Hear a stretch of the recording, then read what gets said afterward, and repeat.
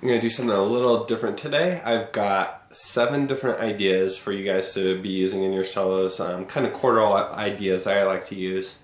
Some of these are very common, you'll see everyone using them. Some of them maybe aren't quite as common, but I think every one of these ideas you're going to find someone using somewhere.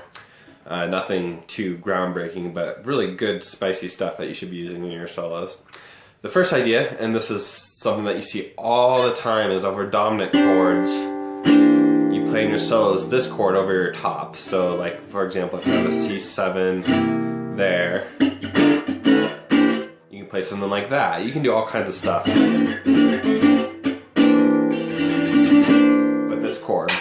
Basically is, if you find the root of the chord that you're going for here, it's going to be pinky, ring. So if I'm doing C7, both of those are on the 8th fret.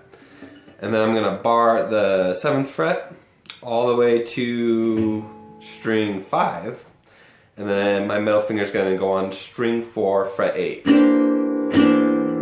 And what chord does this even make? This makes just, let's see, your dominant 9 chord. It's just a 9 chord, but an upper voicing of it. So definitely use that chord all kinds. You see this all the time.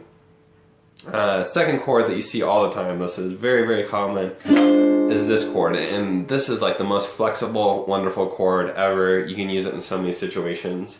So you can play it over, easiest way is over a minor chord, like a minor 6 chord. Like that would be over A minor 6. So you find an A minor here, the 5th is that top string, and that's how I like to think about it. You put your pinky on the 5th, or the top string of this voicing. And that's going to substitute for your minor chord. It's just a minor 6 chord. You can also use it over a dominant chord. So if you have an E7 flat 9, you can build it on the sharp 5 of the E7 flat 9. So if you have an E7 here, this is the 5 right here. And you put your pinky 1 fret above that 5. At least that's how I think about it. There's other ways to find it. That's going to sound really nice. That makes a flat 9 sharp 5, and it sounds fantastic over an E7. And you can hear that. Here's the E7 flat 9. Here's that upper voicing. And you can bring that pinky down. You can resolve it down to your diminished chord. So it's a very cool voicing for an E7.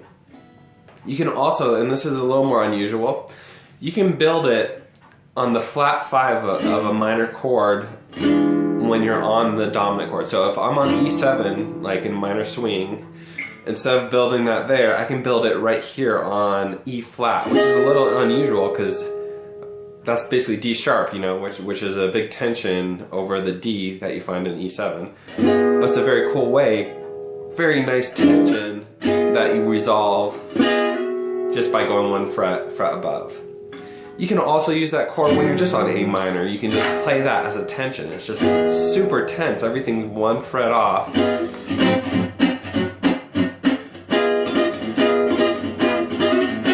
Eventually resolve it. That's a very cool, effective thing to spice up your solo. Okay, and one more, let's see, on these top strings. Building a diminished chord on the flat 3 of a chord. So like if I'm on G, I would build it on this B flat here.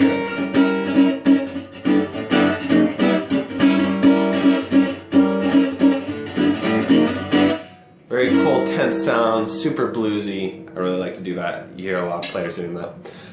Okay, now onto some bottom voicings. This one's a little more contemporary. Playing A minor 7 or A minor 11 chords.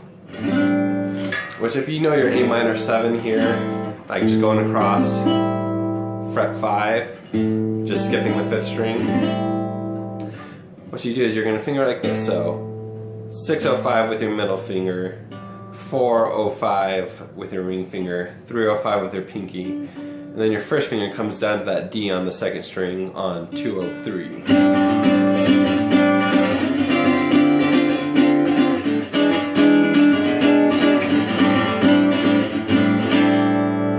Very cool contemporary sound, so you're not going to hear this as much, except for contemporary players. I think I've heard Stokella do this on a Yoshio Stefan CD, Guitar Heroes. He did something very similar to this.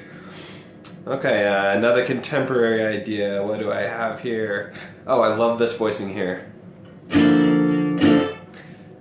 in place of a normal D minor, you play this super tense thing, which is like a D minor flat 13. I don't even know what it is. But it's going to be fret 505, 403, 303, 203, and then 103. Just a very tense sound, so over D minor.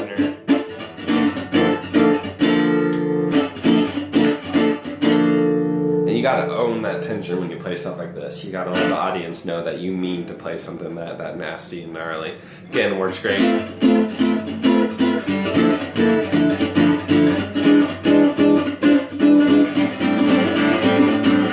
All those chords just sound super sweet over a solo.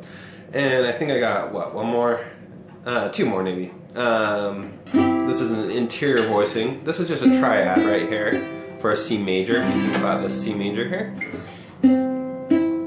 that's just part of that chord there, and it makes the perfect triad, the 1, 3, 5. You can once you find that voicing, this G, D here, you can do all kinds of fun things. You can, especially with that second string, you can go down to the flat 5 there, or you can walk up to the 6.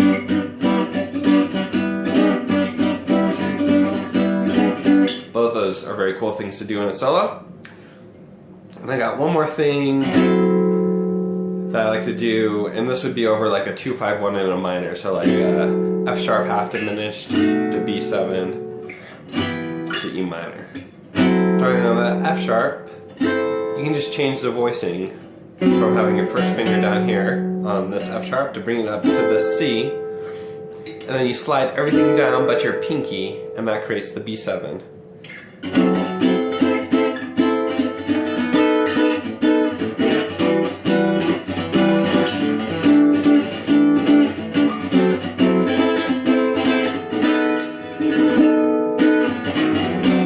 Or whatever.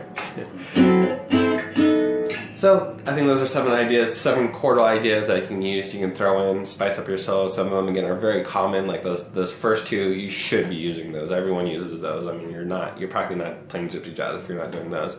And then some of the more contemporary, less used ones like these 11 chords. But try them out, have fun.